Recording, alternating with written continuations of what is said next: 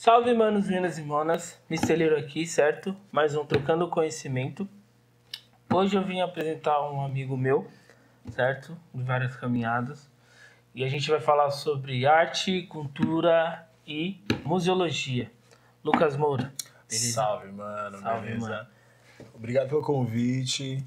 Boa noite aí. Espero estar contribuindo para essa troca de ideias pelo caminho que escolhi seguir e tudo mais. Vamos lá. Vamos lá. Primeiro a pergunta de praxe, né? Da onde você é? Fala um pouco de você aí, pro pessoal te conhecer. Eu já conheço, mas... Então, a gente vem do mesmo espaço, mas sou Lucas, 28 anos, morador do extremo sul de São Paulo, Jardim Ângela, Boimirim, final da Boimirim, mais especificamente Jardim Veracruz. E, bom, e é isso, me formei em museologia em agosto do ano passado. Brabo. E isso daí foi a última realização que impactou bastante e que a gente vai falar aqui agora sobre. E você se formou numa federal, né? Sim. Em Pelotas, né? Sim. Um dos motivos de dar orgulho, né? Pro pessoal da nossa quebrada, pros seus amigos, inclusive eu. Pô, obrigado, mano. E aí, fala um pouquinho como é que foi lá, de uma forma breve, né? A gente não vai Sim. falar sobre políticas públicas de escolas, né? Que a gente tá cansado de falar, mas... Por mais que passe tudo por isso, né? Sim. A gente conversou em bastidor várias vezes já sobre política pública, universidade pública e a importância disso na realização dessas conquistas. Acaba que eu entrei nesse processo em 2016, tinha feito 2-3 anos de cursinho ali e estava tentando as públicas em São Paulo, que é outra pegada de concorrência, sabe, proporção de concorrência. E no terceiro ano cheguei à ideia da museologia, enquanto pesquisava no SISU. Esse SISU é a porta de entrada para as universidades públicas, e assim como o ProUni também para públicas e privadas e tudo mais. Com isso, antes eu pretendia fazer história, depois história da arte, mas aquele lance de ficar em São Paulo tentando aqui, trabalhando simultaneamente, me saturou e me fez com que Bom, precisava mudar, e essa mudança acabou acontecendo para Pelotas, interior do Rio Grande do Sul, uma cidade muito querida, fronteira, quase uma fronteira com o Uruguai ali, uma das últimas cidades do eixo sul do Brasil. E, uma realização, uma mudança, muitas mudanças, peço para sair desse emprego e a partir daí começo a correr atrás dos auxílios das políticas públicas estudantis que eu sei que aconteciam, tipo auxílio de moradia e auxílio alimentação. E, bom, a partir daí só vai desenvolvendo e, conseguir esses auxílios.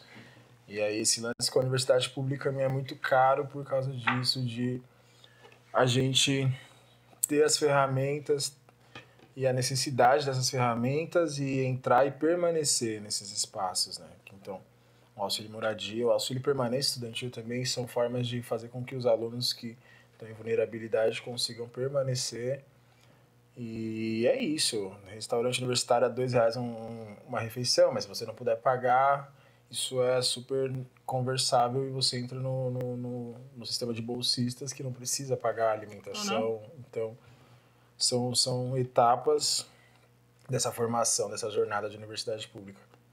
Processos foram acontecendo como aproximação com a comunidade local, na questão da pesquisa, ensino e extensão, como estava relacionado com o museu. Tinha museus da cidade em que a gente, aluno, chegava atuando lá e colaborando no processo, seja fazendo uma mediação, seja pensando numa exposição. E tem uma bolsa com esse valor já está há um tempo para ser reajustado, mas é R$400 até hoje, assim, já faz uns bons anos que não é reajustado. Pouco. E sim. E, bom, são também 4 horas por dia, 4 ou 6 horas por dia, eu já não me lembro mais. E aí, por favor. Uma curiosidade. Essa bolsa seria do trabalho que você faz como se fosse um estágio. Isso. Certo. Aí são 3 modalidades: pesquisa, ensino e extensão. Você pode ir para uma sala de aula, dar as aulas da sua disciplina de estudo, como ensino. Extensão, desenvolver projetos com as comunidades locais, extensão. E a pesquisa é bolsa de iniciação científica, que a FAPESP em São Paulo financia, ou a FAPERGS, que foi o meu caso lá, que é a Fundação de Amparo à Pesquisa do Rio Grande do Sul, que eles também colaboram com 400 dentro desse sisteminha de bolsas. Tá. Interessante, porque museologia não se vê por aí, né? Tipo, não é conhecido pra gente da quebrada. Se a gente quer uma faculdade, ou a gente, sei lá, ou quer ser um médico, ou quer ser um advogado, sei lá, até na minha parte, que é ir pra área de tecnologia. E é muito importante que você encontre um caminho, um estágio para isso, porque Sim. por aqui é muito difícil. Sim. E aí, levando o caso, o que você faria formado? Onde você poderia trabalhar, né? Porque eu já conversei com você várias vezes. Não é o simples ato, você me explicou que não é o simples ato de você entrar no museu. Desculpe. Você entrar no museu e cuidar de quadros e pesquisar quadros. Não, é muito mais que isso. Então, pra galera que tá aí, conta um pouco aí, tipo, o que a gente pode fazer. Se alguém se interessa, claro, eu acho que alguns podem se interessar. Sim. Para além do museu, tem todo esse rolê de museu, porque também vem das instituições museus, né? O curso ele parte como a ciência do museu, museologia, a ciência do museu, que é os estudos que são os processos, tanto práticos, administrativos, mas também é o entendimento do museu numa estrutura de sociedade, que é o caso de a formação deles, que vem de uma cultura europeia, partindo de revoluções, partindo de muitos marcos, que são importantes citar, mas talvez por tempo aqui não seja tão relevante agora, é que a gente pode atuar em múltiplas áreas.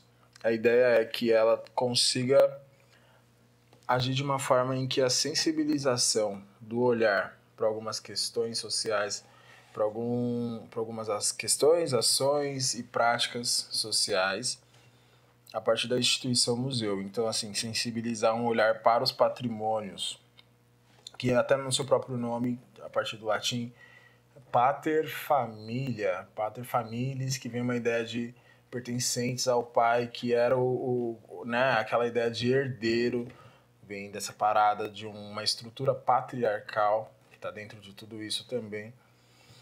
Então, assim, essa lógica patrimonialista, ela está no embrião das instituições museus e na sociedade, que é o caso de marcos históricos, de datas, de monumentos espalhados pela cidade. É importante pensar o que aquele marco representa, aquele monumento, aquela data, quais foram, quem está contando a história que trouxe aquilo à tona. Então, esse lance de sensibilização para um olhar patrimonial das coisas vai meio que por esse caminho. Como sensibilizar, né? Isso assim é uma questão muito ampla, pois tipo, as questões sociais são muito amplas. Então, de repente, o que é patrimônio para uma comunidade, galera, povo, tribo, que não, né? Tribo, digo até de pessoas, tipo, emo, né? Essas tribos. Sim. Enfim. É importante pensar o que e para quem esses patrimônios representam e a importância de contestar eles.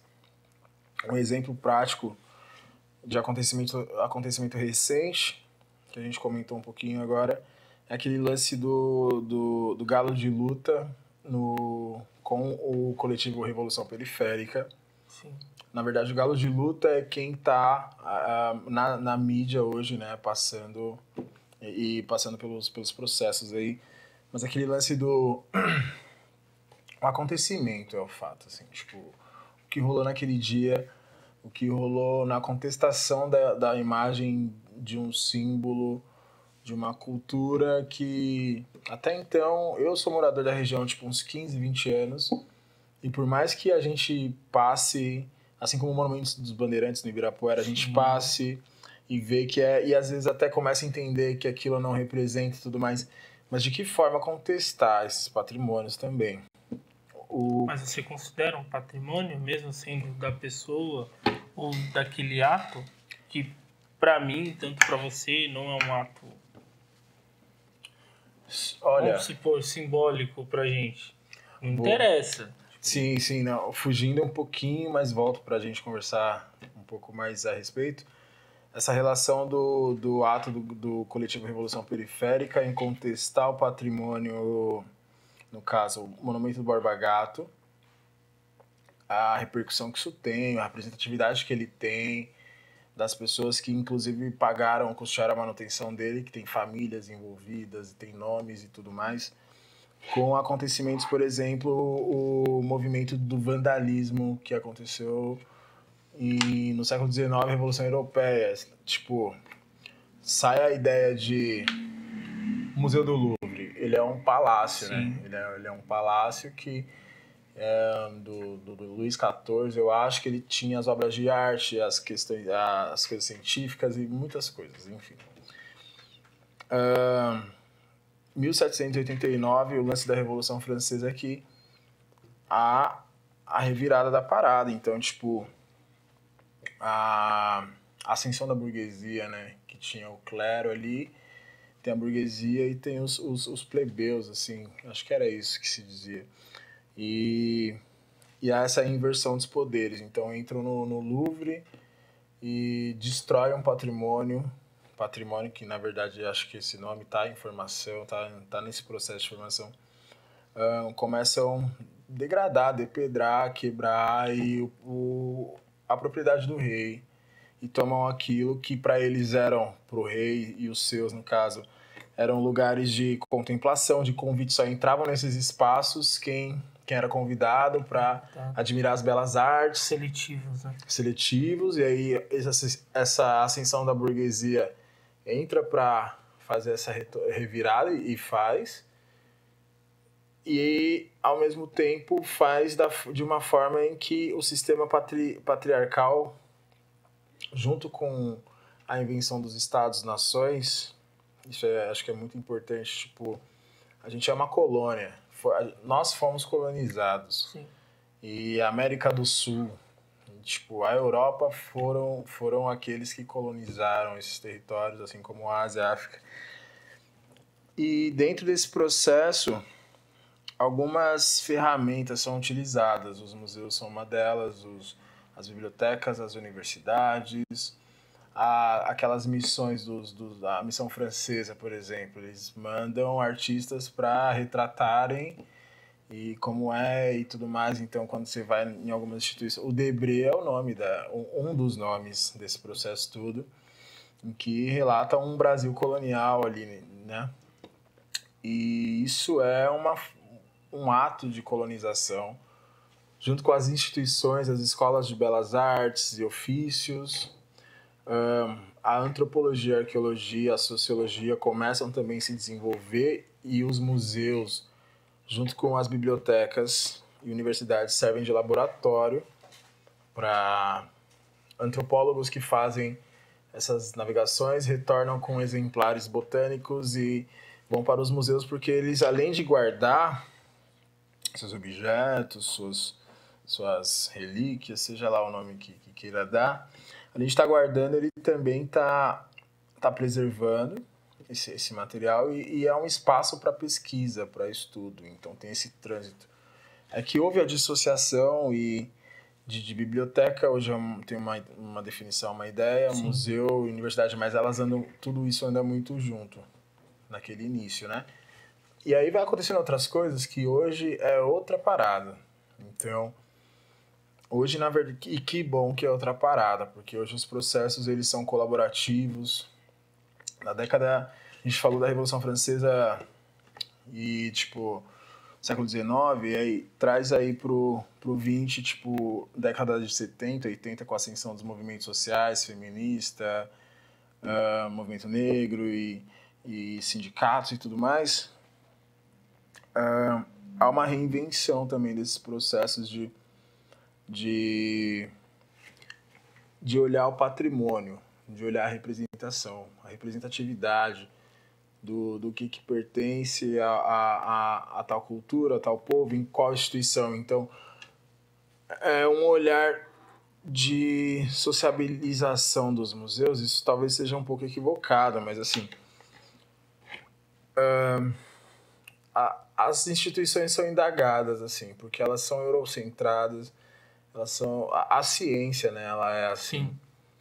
E os saberes ancestrais ou populares e são coisas tidas como saberes populares e ciência. Então, e o museu está dentro desse hall que surge como um hall de ciência, e esses movimentos dos anos 80 e 70 que a gente falou, junto com essa visão toda de subversão do sistema, o museu enquanto instituição também é questionado. Então, bom, assim, vai desmembrando, vai acontecendo um monte de coisa, tem movimento artístico no meio, tem movimento histórico, sociológico.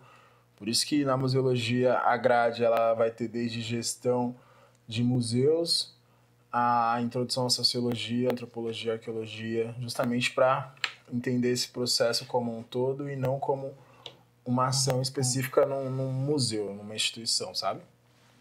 Pô. E até agora minha pergunta... O que dá para fazer? De novo, tá? O que é considerado? Porque é uma arte, um patrimônio que foi feito por uma pessoa, certo? É uma obra de arte, ponto. Que foi levantado, foi feito, entende? Porém, de uma pessoa que não deveriam ter essa obra. Você tá falando lá do século XIX? Não, tô falando ali do monumento no Borba Gato. Assim como dos bandeirantes. Entende? Sim, entende? Sim. E aí, o que se faz com isso? Saca? Porque é uma obra de arte, isso não pode negar. Foi feito... Não, assim... Pra uns podem ser pra outros. Não tô falando o monumento. Eu tô falando a questão... A arquitetura. Como foi feito. Entende? Sim. Como foi feito. Tipo, o trabalho que foi feito. Entende? Por exemplo, o trabalho que foi feito ali. Não que aquela pessoa mereça ter uma obra de arte, porque não merece. Assim como os bandeirantes. Sim. Mas artistas fizeram aquilo ali, entende? Artistas fizeram. Assim como poderia ter feito Zumbi dos Palmares ou whatever. Entende? E aí, como que a gente trabalha sobre isso? Cara, é muito legal, assim, que você pergunta. Tipo, se a gente pega a linha da história da arte, em algum período ali, falando de arte renascentista, tem a ideia dos mecenas. Os Médici são o melhor exemplo de mecenas desse rolê. Que contratavam seus artistas, tinham seus artistas para produzir para vocês. Capela Sistina e etc. Eles já tinham... Sim. Né? São representações a partir da família tal que está financiando e dando o suporte para a pessoa fazer. E aí, falando de arte, não é arte. Eu acredito que a pergunta é qual povo, qual conjunto de pessoas que fizeram aquilo, que qual foi a ideia? Solicitaram com que artistas fizessem, porque são as pessoas que pagaram, por exemplo, a parte da restauração depois que o Borba Gato foi... Então, Entendi, assim, faz sentido. Tem um rolê de... Você tem nomes, famílias, tem patrimônios, a perder de vista, de tempo de perder de vista. Tem famílias que são tradicionalíssimas e Sim. Dentro desses regimes, né? A gente tá aí com o rolê do café, por exemplo, em São Paulo. Até hoje tem as famílias do café e os barões do café, que vêm dos barões do café. Então, assim, Sim. a parada perdura até hoje. Então, esse lance de... Desculpa, eu falo muito esse lance, mas é a forma que Mas é um lance. São muitos. Então, assim, quem pediu para fazer esse monumento, a quem esse monumento está representando, e depois que ele é contestado, quem está indo contra essa contestação, sabe? Sim. O exemplo de quando o George Floyd morreu, faleceu, não, morreu, né? Faleceu, mas foi assassinado. Foi assassinado. No dia em Brixton, no dia, não sei se no dia seguinte, na semana, rolou uma manifestação. Sim. E foram lá tirar a estátua, o monumento do Crowley, alguma coisa assim. E no lugar daquela estátua, tiraram, picharam, jogaram no rio. E no lugar daquela estátua, aquele monumento... Isso, colocaram outro, se eu não me engano. Isso. Né? Eu não recordo quem. Eu deveria, inclusive, me recordar, acho que coisas importantes, né? assim, digo pra mim mesmo, Deveríamos, sabe? Porque eu tava com o nome dela na ponta da língua e agora não me fugiu, mas ao mesmo tempo que ela foi colocada, na mesma semana ela foi retirada. Então, assim, ela não tá lá e alguém... Aí, tipo assim... Entendi. É um poder muito maior, não é só o fato de estar ali, é quem colocou e quem pode ou não pode tirar. Então, é muito mais que uma obra. Eu até pequei, né, na minha fala, porque eu pensei no artista em si, quem faz. Porém, o cara, ele foi pago, eu não sei, por ignorância. Se ele aceitou fazer aquilo, né, eu acho que ele estaria errado da mesma forma. Então, foda-se, né? Sim. É isso, entendi. Acho que é massa pensar que quando a gente fala de patrimônio, você acha que o acarajé é uma arte, por exemplo? O acarajé, vamos pegar uma coisa bem tradicional, assim, culturalmente falando, de regiões distintas do Brasil. Assim, o acarajé, o chimarrão no sul e... Cara, é porque é muito mais, porque os alimentos, eles são feitos de certas necessidades ou de eventos ocasionais, como pode ser por ironia do destino, tipo o chimarrão, se não fosse algum ponto ali, ele não teria existido. Então, é claro, foi pensado, não sei por uma necessidade ou por um gosto, mas aí eu não sei. Primeiro a gente tem que definir o que é arte pra gente, o que é, tipo, sabe? É muito complexo. É muito complexo. O ponto é que a gente está falando de patrimônio, a gente engloba as artes, engloba os saberes ancestrais, os saberes e os fazeres. Então, o acarajé, enquanto a sua receita tradicional ancestral das tábuas das baianas, ele entra enquanto um patrimônio da representação de uma cultura, assim como o chimarrão, que, só um parênteses, o chimarrão ele tem uma ideia... Tem uma discussão por trás, porque o chimarrão ele também é apropriado da cultura indígena do sul. Só que a colonização e todos os seus processos acontecem em diferentes formas em diferentes lugares. Então, no sul, por exemplo, a cultura indígena ela é muito presente, assim como a cultura gaúcha, e as duas estão muito juntas. E aí é até delicado falar assim, o que é de o que é de quem. Mas é muito louco, porque, por exemplo, pode ser que tipo uma pessoa viu naquela cultura e repetiu, ou vice-versa. Sim, saca? Sim. E quando entra na discussão de patrimônio pra gente hoje, na hora de falar, aí viram, repetiram, e aí ou hoje, modificaram. E modificaram, ou, que eles exatamente replicam de outras formas. E na hora de... aí isso falando antes, né? Tipo, no processo de formação das coisas e tal. E aí, não falo em gourmetizar, tá? Não, isso é muito moderno até pra nossa discussão aqui, isso é muito atual ainda. E quando chega para requisitar uma política pública hoje, aí vai falar que, sei lá, o chimarrão ele é de X ou Y, e para legitimar tais práticas, como práticas patrimoniais também, representa cultura X ou Y, porque se ele é um produto, um patrimônio gaúcho,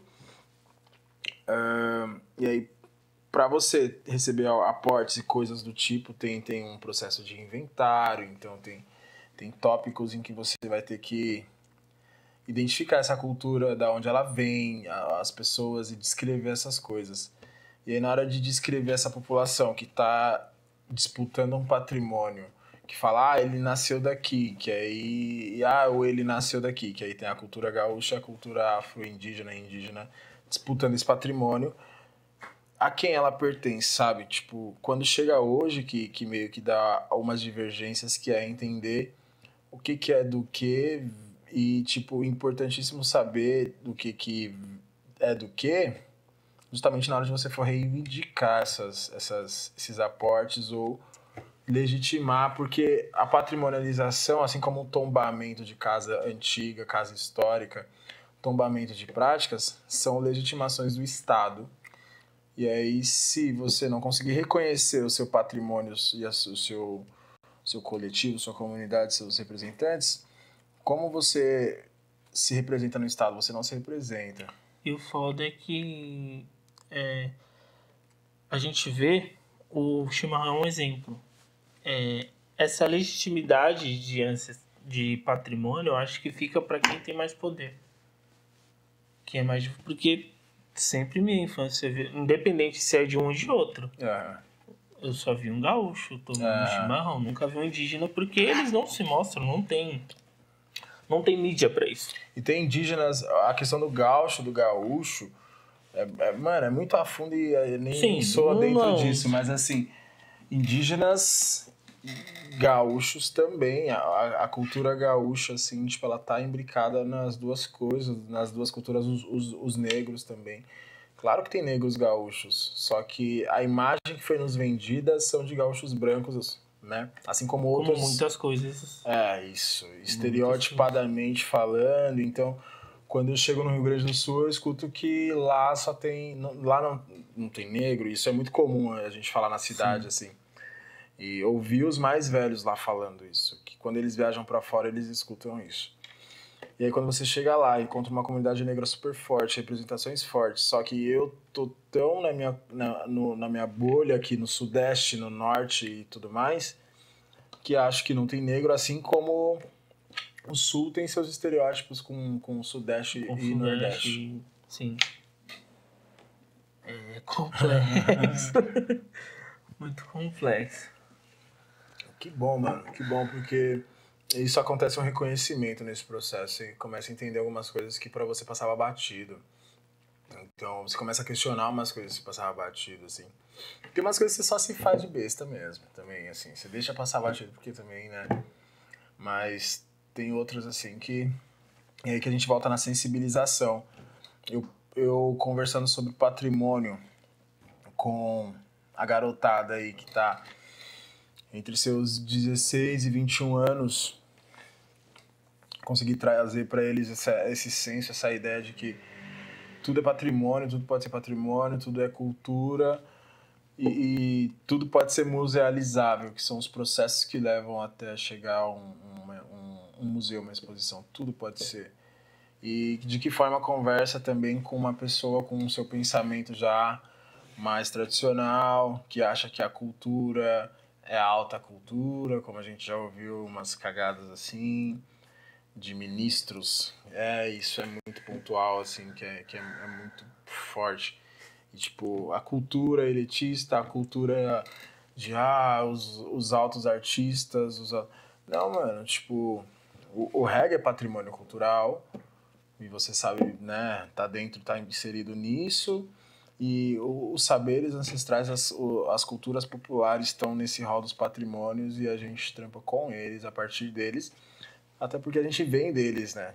Então, tipo, das rodas de capoeira, da quebrada, sabe? Então, e aí atingindo essa garotada que tá próximo de nós, da faixa etária ali pré-adolescente e adulto, e falar com os que são mais tradicionais também. Então, esse olhar do museólogo, trabalhar com museologia, para além de trabalhar em museu e instituição, condiz muito com você dialogar com a pessoa a respeito dessa importância patrimonial, desse senso de patrimônio e de reconhecimento de si, do território, do que te representa, sabe? Vai meio que passando assim. Então, em sala de aula você faz isso, Hoje a gente tem em São Paulo a ETEC, Parque da Juventude, que tem um curso técnico de museologia. Legal, cara. Mas também é o único curso, inclusive por isso que eu saí de São Paulo para fazer graduação, porque em São Paulo não tem um curso de graduação, mas tem uma especialização lá na USP. E aí tem uma especialização e tem um curso técnico, mas não tem a graduação. Então Mas, eu vou infelizmente, ser devido técnico. à procura, né, Lucas? A gente está num dos estados que mais tem instituição cultural e museal da América Latina. Então, tipo, falta de procura. Então não bate as contas. Não bate. Tem política pública inserida nisso. E aí, na verdade, eu já não sei muito também, assim, sabe? Mas eu sei que no Brasil tem ali seus 14, 16 cursos em instituições públicas de graduação. Ponto. Você sabe quantos museus tem, pelo menos em São Paulo? Mano, olha, não sei, tem um guia lá, Museu em Números, que, tipo, a quantidade é absurda e que bom. E tem muito... Porque a gente, por estar nesse eixo cultural central, assim, que é a capital de São Paulo, também fala de museu, lembra MASP, CCBB, as hegemônicas, arte Sim. sacra, mas em cada cidade do interior tem pelo menos o seu museu da cidade, seu museu disso, seu museu daquilo, então tem muitos museus dentro, fora desse eixo de eixo megalópole, que na verdade ele está contando a história da cidade, mas está contando a partir de uma perspectiva que às vezes é um pouco equivocada ou pode ser questionada. Tá. Então vamos ao principal dessa conversa, né? Museu para periferia, né? Vamos supor, tipo, o jovem ele não acha graça, mas ele gosta, que nem depois que ele ouviu você falar de patrimônio, depois de falar de cultura, da preservação, de saber as diferenças, o que ele pode fazer para, tipo, uma dica. Pô, eu sou da periferia, eu quero saber mais desse assunto, o que eu posso fazer para contribuir aqui na quebrada depois que eu fazer um curso, porque eu não quero ficar mostrando quadro para Playboy, eu não quero ficar uma coisa bem nos ares assim. Porque você já me deu algumas dicas e eu quero que você fale um pouco para eles isso, saca? Uhum. Que eu achei muito interessante. Cara, esse processo de patrimônio, ele tá inserido em tudo, assim. Então, se a pessoa quiser fazer história, se quiser fazer turismo, ela vai conseguir dialogar dentro desses tópicos todos em relação à sensibilização do olhar para o patrimônio. Cara, me peguei aqui pensando e acho que eu me perdi nos meus pensamentos. Pode repetir, por favor? Pra quem quer cursar, como é? Pra quem quer cursar, pra onde pode ir? Eu, Peterson, gostei do seu papo, do nosso papo aqui de museologia. Eu entendi que não é só ir em museus e ver quadros, sabe? Mostrar quadros. É muito além disso, é sobre patrimônio, é sobre, né, saber da sua ancestralidade, como a gente conversou aqui. E aí eu quero saber do Lucas as dicas, né? Além de fazer um curso de museologia, lógico, você falou que tem um técnico aí aqui em São Paulo, né? Na ETEC, Parque da Juventude. Isso. O que eu posso fazer na comunidade sobre museologia? Entende? Eu não quero mais eu não quero trabalhar no centro. A maioria dos nossos, tipo, mano, eu quero trabalhar por nossos, eu quero... O que eu posso fazer? Meio que não precisa trabalhar pro centro. Tem um processo de reconhecimento, assim, de si, da onde está, de pontos que são... Às vezes são relevantes no nosso bairro, assim, a gente não sabe. Ou tem pessoas que são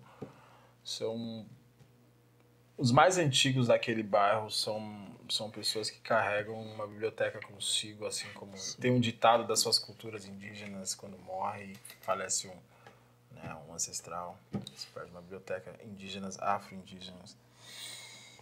É bastante delimitante, assim, o que você me pergunta. Eu não consigo te direcionar a uma pessoa que quer...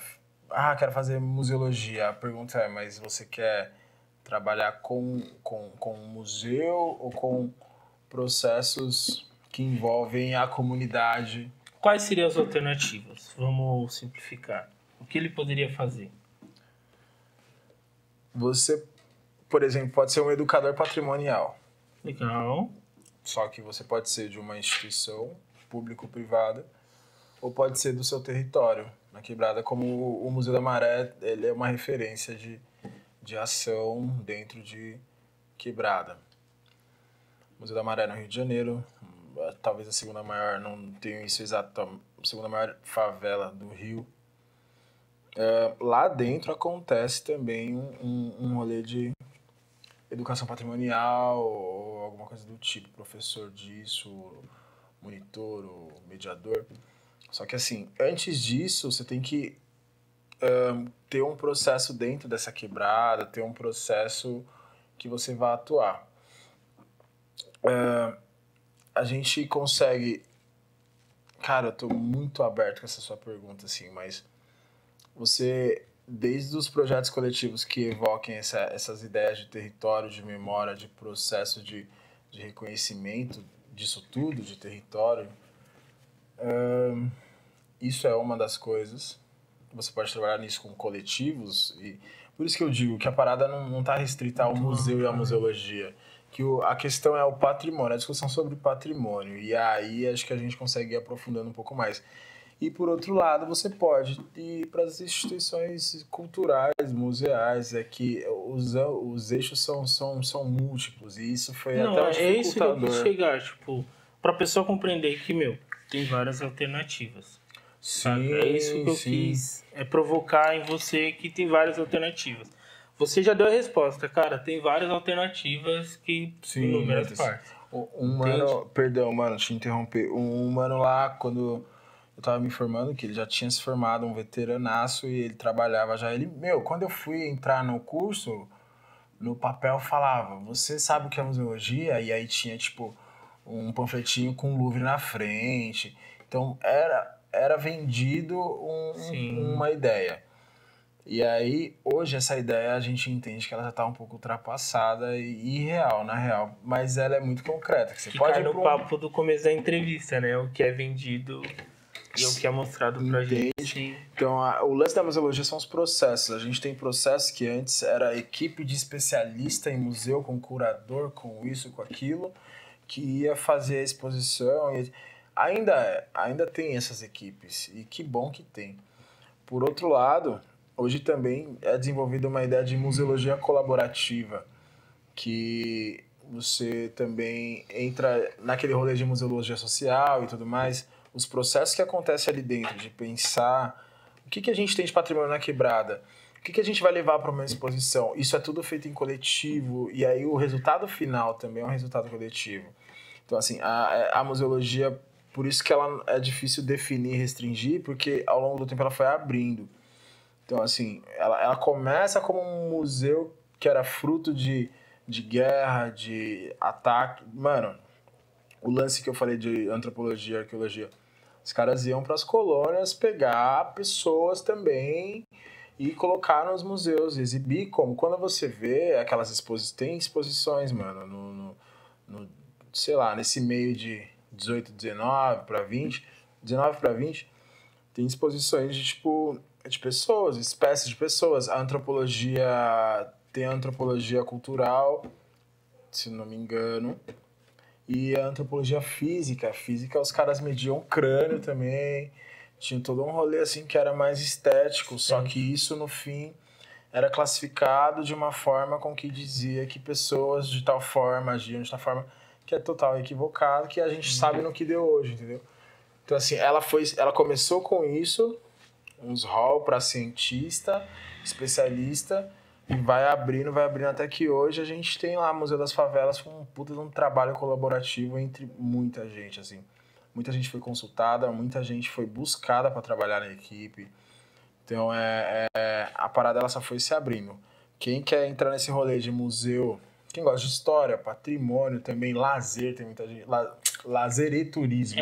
Uma coisa, desculpa te interromper, vamos ver se cabe a isso. Por exemplo, fotografias de... Um exemplo, fotografias de baile de favela. entraria numa museologia, mesmo porque muita gente entende museologia como uma coisa antiga. Ele entraria nesse aspecto, por exemplo, eu fazer uma amostra de fotografia de artes de lugares da favela, de lugares exóticos, não, singulares, que eu tenho na minha quebrada. Isso entraria como museologia? Porque é um patrimônio. O que é o patrimônio? A foto, a foto, as imagens.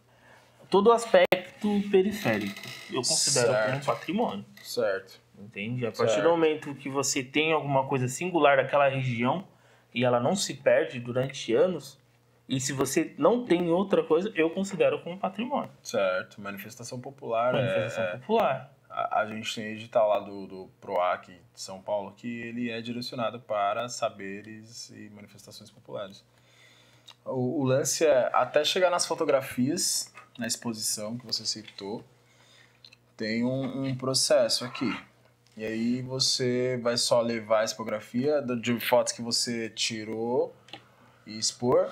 Mas assim, uma coisa importante é qual o discurso que vai te levar até essa tipografia final. Entendi.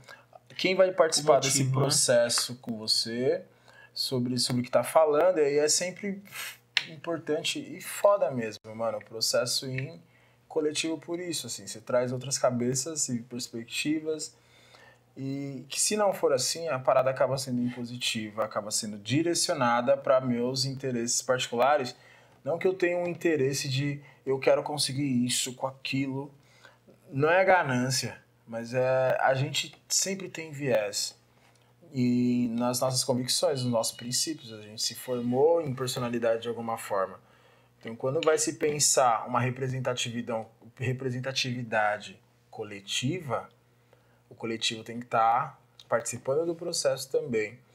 Senão, a gente passa por monumento e não sabe o que faz ali. Mas, assim, eu também pago pela manutenção do monumento, pois sou cidadão e se ele está com aporte do Estado. E esse negócio do aporte do Estado, acho que é legal falar, que é o que a gente estava falando, de processo de patrimonialização.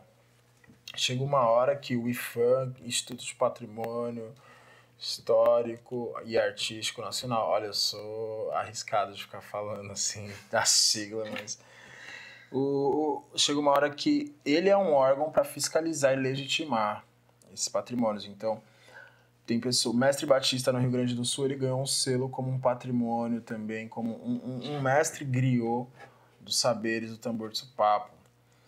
Só que quem foi que deu esse selo? Foi o IPHAN. Ele é o quê? Ele é um instrumento do Estado. Então é o Estado que está reconhecendo. Um regularizador? Então o Estado está reconhecendo. Então a gente pegar um patrimônio, algo que pra gente é patrimônio, mano, eu acredito que ninguém pode dizer que não é, tá ligado? Entendi. Mas aí, na hora de for justificar, conversar sobre isso, tem uma ideia de um senso coletivo aí, de patrimônio, que tudo pode ser patrimônio, tudo é musealizável, né? Mas até chegar a esse ponto, que é o reconhecimento do Estado, que é o que a gente tem que estar buscando, porque é a luta. Entendi. Tem uma puta luta, uma grande luta até aí, e que é uma luta coletiva, tá ligado? Então, quando a gente chega na universidade pra... eu lembro disso, cheguei lá e falei... Tem uma professora que foi a minha professora do TCC, minha orientadora. E aí, professora, que lá na quebrada eu fazia sarau, participava de sarau e não sei o quê. E ela fala... Aí eu falei, tipo, seria super bacana levar, fazer um sarau ali naquela comunidade. Mas peraí, você vai levar sarau pra quem? De quê? Como assim? Você vai chegar e falar, quero fazer um sarau, vai fazer sarau? Então, saca? Entendi. Acaba que a gente... Se a parada não for coletiva, acaba que a gente o lance do patrimônio, ele é instantâneo, vamos supor. Um grupo de pessoas reconhece aquilo ali, às vezes sem uma comunicar a outra, e elas se movem. Então, e é totalmente diferente de por exemplo, de um objetivo em comum. Ou seja, não basta eu querer que aquilo vire patrimônio. É necessário que um conjunto de pessoas, sem saber, torne aquilo patrimônio. É importante ser tradição, é importante ser conhecido, ter uma comunidade que já pratica aquilo. Olha, assim, eu conheci o tambor de supapo e virou meu objeto de TCC, mano. Esse tambor de supapo, velho, ele vem desde as histórias, que tá inclusive num livro lá, O Grande Tambor, tem um documentário no YouTube, Supapo Contemporâneo é o nome do livro. A parada vem desde do período colonial, e aí vem o período do carnaval, aí vem o período de movimentação cultural e briga por política de incentivo, e até que ele sai um livro, inclusive em 2021, 2022, a respeito. E esse processo, ele é meio que uma tradição da cidade, assim. Tem coisas que tem manifestações culturais em Ouro Preto, em Ourim, mano, assim, ó, N lugares que a gente meio que ainda, para além de reconhecer, assim, a gente só não conhece mesmo, sabe? Fiquei bastante impactado quando eu fui ver a ideia do Lodum, a ideia do frevo, assim. São coisas, são práticas que estão muito enraizadas. Então, para além de juntar um senso de pessoas que gostam da parada, tem pessoas que têm aquilo na sua formação enquanto pessoa, que o pai praticava, que a avó praticava. E aqui, sabe, uma das brigas, das lutas, das causas, é a gente preservar os saberes populares por causa dessas coisas. Os mais jovens, às vezes, não querem aprender o ofício do mais velho, tá ligado? Sim. E aí acaba que entra nesse processo de... Tem manifestações que super são tudo hoje, assim, que estão muito em voga. O reggae é uma delas, que foi resgatada. Mas quando entra em algumas manifestações que estão aos poucos sendo esquecidas, aí também é uma outra briga também super importante como todas elas. Então, mas aí vem o lance da... Aí você fala dos jovens, vem o lance da tecnologia. Saca? E aí, não vou falar que ele se torne inimigo, porém poderia ser muito aliado do bagulho. Mano. Saca? Vamos supor um Olodum. Mano, tá ali um grupo de pessoas que praticam músicas. Eu considero praticamente ancestral. E uma forma, entre aspas, analógica do bagulho. Tem um cara que pratica o Olodum. O filho dele... Ele não está interessado nisso, mesmo vivendo, porque a tecnologia deixou ele... ele tem mais olhos para a tecnologia do que para aquilo, saca? E aí... Mas, se de uma forma ele conseguisse acessar esse patrimônio através da tecnologia, será que ele não conseguiria botar isso para frente? É claro, logicamente, ele não essa ancestralidade, esse patrimônio, ele seria modificado devido à tecnologia, a forma de fazer. Mas continuaria ali. Entende? Então eu acho muito importante a integração das tecnologias a favor disso aí. Saca? Sim. Mano, acho do caralho... Pode falar? Pode falar do caralho. Foda do caralho que você traz assim. Isso que você falou, as coisas têm que andar juntas. O olhar patrimonial, a sensibilização para esse olhar, acredito também que nos setores de TI, que é uma das suas áreas, que sabe por que eu cito? Essa semana aconteceu uma oficina no Sesc Pompeia com a mãe Beth de Oxum, que tá relacionada com o Coco de Umbigada e com um coletivo lá de Olinda. E eles fizeram um videogame a respeito das tradições afro-indígenas e da tradição do coco de umbigada. Mano, assim, ó, reuniu programador, reuniu pessoas das áreas das humanas, das tecnológicas, assim, ó, e produziram um game. A partir disso, super, talvez uns 64 bits, não sei, assim, não sabe? Sim.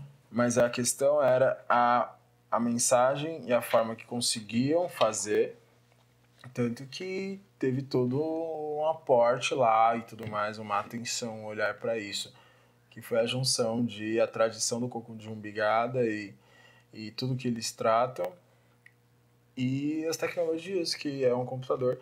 Então, no Sesc, na oficina, a gente chegou e sentou, tinham computadores e a mãe Beth estava lá com o pessoal falando, eles explicando como foi o processo e que como isso contribuiu também para a luta antirracista dentro do processo, que muitas pessoas que chegavam para jogar o game, os pais são de repente evangélicos e que fala que isso aqui é daquilo ali, né? Sim, sim. E quando você chega para jogar um game e cara, tem todo um diálogo que vai acontecendo até jogar esse game, ou quando joga o game, mesmo com suas ideias implantadas, volta isso para dentro de casa e conversa sobre isso também. Então, é um exemplo que até te passo o link para deixar disponível. Sim, lá, claro. E tudo mais, que precisa ser replicado, inclusive, que está dentro disso, que é a junção de tecnologia, o saber ancestral e como contar uma história. Agora, só para fechar, assim, museologia e tudo mais, é tudo sobre o discurso, mano. Quem conta esse discurso? De que forma a gente pode montar uma exposição sobre fotografia de funk, assim como sobre rock, sobre câmeras digitais analógicas. Então, assim, como a gente conta essa história? Então, a partir daí, aí depois, quais os recursos a gente tem? Tem fotos impressas em quais qualidades, totens ou outras questões, mas é tudo sobre quem tem o discurso e o poder de falar um discurso, porque você fala a história da câmera de um jeito ou das fotografias de um jeito, mas se uma outra pessoa for fazer o mesmo trampo, vai contar de uma outra forma. Outra coisa, né, já tá acabando. Para legitimizar esse conceito de ancestralidade, a pessoa que está contando, ela tem que pertencer. Entende? Até deu. Por exemplo, você falou sobre o tambor de supapo, certo? Você não pertence àquilo ali. Não. E logo você não tem. Você tem direito de legitimizar aquilo? Então. Muito delicado, tem que ser tudo tratado com muito respeito. Na minha turma teve brancos falando sobre a cultura afro, isso no interior do Rio Grande do Sul, e brancos que são de lá. E falando sobre terreiros quilombolas do lado das suas colônias, das colônias que suas famílias pertencem, né? E aí eu escuto essa pergunta, não lembro se eu fiz ou se eu escutei, mas teve esse rolê de... e aí, é tipo essa pergunta, um pode falar sobre aquilo... O que a academia traz? São duas coisas. Eu não fui tão agressivo. Você... Não, acho que eu fui na pergunta. Eu não fui tão agressivo. Não, fui eu lá. Tipo, esquece a raça. Tá ligado? Eu tô dando exemplo do que rolou. Não foi você, não foi nada agressivo. Tô falando. Não, então, acho que fui eu, que o meu tom foi tipo, que eu sou meio que assim. Mas ela. E aí, duas coisas. Ela me traz esse lance de. Quando você está na academia, tem uma metodologia científica. E a metodologia científica ela é um método. Então, você... Se você executa o método de observação participante, que a antropologia trabalha muito com isso. Observação participante, etnografia, que é passar um tempo numa comunidade e relatar, ou você pode desenhar. Se tem métodos, e eles estão dentro desse escopo científico, legal. Por isso você passa numa banca de TCC com 3 especialistas da parada, que se você também se equivoca, até você apresentar um TCC sobre o tambor, eu falei com, tipo assim, mano, uma galera que trabalha, que vive, que nasceu em torno do tambor. Sim, sim. E aí uma outra galera pra me filtrar se o que eu tô falando às vezes é equivocado ou não. Então, tipo, tem um método, tem um crivo, que é passado. E aí o respeito é que tem uma procura. A academia ela é muito criticada por isso também, que é as suas produções, que os estudantes universitários vão nas comunidades, faz sua pesquisa, seu experimento, não sei o que, e vai embora e isso não retorna nada para a comunidade. Isso é uma crítica antiga da academia e que hoje a gente tenta não reproduzir. Então, assim, essa questão do respeito a como você inicia desenvolve e finaliza as relações com esses representantes, assim. Sim. Então, tem casas que, se eu voltar lá em Pelotas, que tem a Casa do Tambor lá. Eles têm oficinas, tem não sei o quê, tem história, tem pá. O cara é um cara que está inserido nesse meio, assim, não sei há quantos, mas há muito. Então, tem todo um processo até você chegar e falar sobre uma coisa, sabe? E legitima, não legitima? Quem me legitimou fazer isso foi a academia. O que não quer dizer que se eu chegar lá na família de fulano, de ciclano, que é tradicional do tambor, que, mas quem é você? Tá, falei sobre o tambor, tá, mas quem é você? Ou também chegar, não, vem cá, que bom que você falou sobre o tambor, pô, senta aí, vamos conversar, quer falar sobre o meu pai? Então, assim, uma relação que as ciências humanas faz isso, e ela trata disso. Quando se pensa em sociologia, em antropologia, filosofia, arqueologia, é justamente para entender como lidar com as ciências humanas e as relações humanas. Como a gente não entrega números no final do processo, como não vem resultado, vem muitos resultados, só que são resultados que às vezes para a academia não são tão palpáveis, né? Sim. Então, para se aproximar, para legitimar a fala, quem primeiro que vai legitimar minha fala? E para quem que eu tô falando também. Então, assim, acho que o respeito a Djamila Ribeiro, aí outra referência, eu quero assistir isso e anotar tudo e colocar em links para você disponibilizar a ideia do lugar de fala, do local de fala.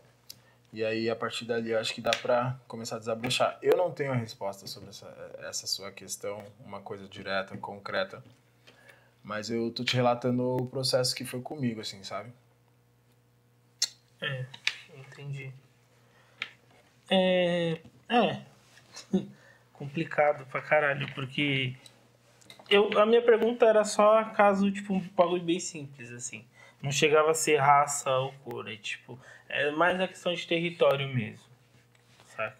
Tá interligado. Isso, entre a pessoa passar e conhecer aquilo, uma cultura, uma vivência, uma pessoa nascer naquilo ali. Você cria daquilo ali. Essa palavra, você cria. Entende? Entende que essa ideia de cria também é uma coisa muito nossa, assim, particular, que, de repente, eu, enquanto alguém que chegou da cidade e que não pertence àquilo, sou acolhido por um filho de um griot daquilo e que pra ele não faz a menor distinção, assim. Sim, tipo, mas vem cá, você quer aprender? você foi acolhido, tal? é isso que eu falo, entende? Você não passou por ali, olha, vou ver isso aqui e depois vou legitimizar. Surgiu Você assim. Não, mas você foi acolhido. Antes de ser acolhido, eu soube que existia um tambor. Aí eu fui numa oficina de samba. Aí tinha um tamborzão grandão. Aí eu olhei pro tambor assim, falei, aquele, porque eu era o mais alto da sala. Peguei o tambor, nossa, velho, um negócio assim, ó, 60 de diâmetro e 90 de tamanho. Ele é conhecido como tambor rei, que ele é um dos maiores tambores. Sim. E, mano, aquilo me entrou de uma forma que nossa, que é isso? Cara, que tamborzão, pá, nunca ouvi, grave pra caramba. Até que, na mesma semana, eu vou ter a ideia de... vocês precisam pensar agora qual é o TCC de vocês. Aí eu, não sei o que pensar. E queria falar da minha quebrada, só que eu tô longe da minha quebrada. Não sei, aquele tambor. O que é aquele tambor? Eu vou ver. Quando eu fui ver, mano, e aí foi entrando. E aí teve gente que também me viu como um mero pesquisador estudante, assim, que queria entender, escrever TCC e ir embora. Você foi embora? Tive que ir. Não, mas tipo, você deixou de ser ligado a isso? Não. Porque até agora você tá falando sobre isso, é isso que eu falo, sabe? Se fosse outra coisa, outra pessoa, eu nem tocaria no assunto, mano. É isso que eu falo, essa parada de você gostar do bagulho, entende? Eu ligo muito isso à música, tá ligado? Tipo, você ir no show de hardcore, participar do Bate-Cabeça, tá ligado? E, tipo, tá ali e a pessoa só tá ali porque o amigo levou. O que às vezes é massa. Tá ligado? Às vezes você tem um amigo mal em casa que precisa sair. Aí você leva ele pro show de hardcore mas e assim, se encontra lá. Tipo, mas não nesse aspecto. Para de complicar as coisas. Me leva, deixa eu levar o meu raciocínio. Por favor, mano. Adorei, velho. Deixa eu levar mais assim. Vamos junto. Para de ficar colocando incógnitas no bagulho e complicando o negócio. Vamos junto. Vamos pro exato. Para de humano. Entende? Mas é isso, mano. E eu acho muito estranho. E eu acho legal que você gosta, né? Você fala por isso de todos os cantos. Né? Eu tô até cansado, preciso até conhecer sobre esse tambor. Vou te emprestar um livrinho. É muito foda. Pra terminar, eu quero que continue assim, mano. Eu acho que você mostrou muita coisa aqui pro pessoal que tá assistindo, conhecer um pouco sobre museologia, né? Porque eu quis trazer vocês pra botar nessa tecla. Tipo, museologia é muito mais, ainda mais pra periferia. Entendeu? A gente falou, tipo, desde a receita de bolo, que a gente tinha falado naquela época, Sim. né? Até cânticos, até, tipo, orações e... É verdade, a gente falou a questão uma de vez. ancestralidade, a questão de conversar com as nossas vós, de conversar com as nossas mães, saber história, saber de onde a gente veio, né? Onde a gente pertenceu, porque a gente se comporta de tal modo ou não, né? Eu acho isso muito necessário, a gente ter essa conversa. Muito obrigado. Eita, vamos lá. Muito obrigado. Vamos junto. Valeu pela conversa. E, galera, esse vídeo estará disponível nas nossas redes, tá? Trocando conhecimento, beleza? Esse projeto foi graças ao VAI 2023 e terá muito mais outras entrevistas. Muito obrigado pela conversa e que estaremos construindo muitas coisas juntos. Feliz e Muito. Obrigado. Obrigado pelo convite e pela oportunidade. Yeah.